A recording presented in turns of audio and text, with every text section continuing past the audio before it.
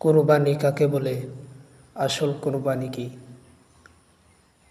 বাবা ইব্রাহিম আলাইহিস সালাতু ওয়াসসালাম আল্লাহর সন্তুষ্টির জন্য নিজের সবচেয়ে প্রিয় বস্তু হযরত ইসমাঈল আলাইহিস সালাতু ওয়াসসালামকে কুরবানি অর্থাৎ বিসর্জন দিয়েছিলেন।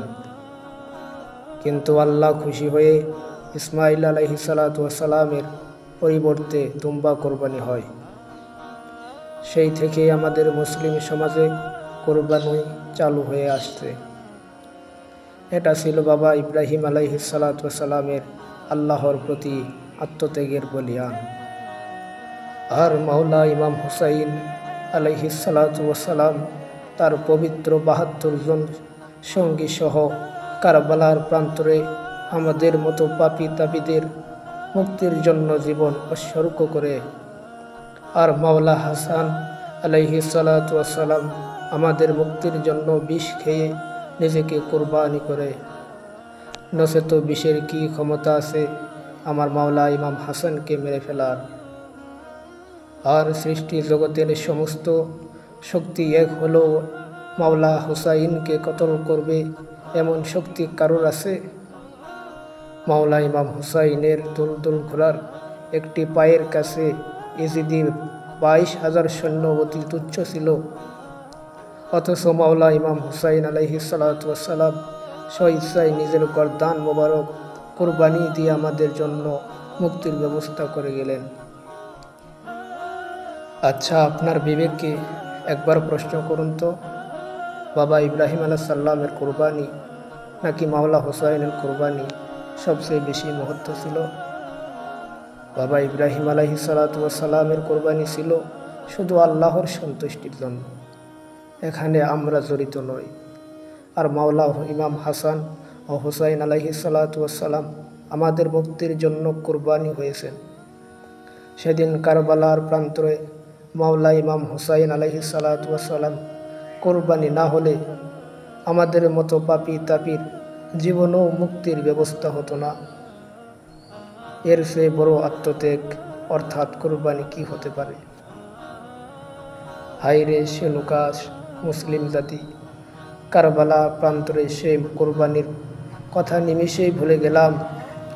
অথচ হাজার হাজার বছর আগে বাবা ইব্রাহিম আলাইহিস সালামের কুরবানি নিয়ে মহা উৎসবে মেতে উঠলাম। তার মানে এই নয় যে আমি বাবা ইব্রাহিম আলাইহিস সালামের কুরবানিকে অস্বীকার করছি।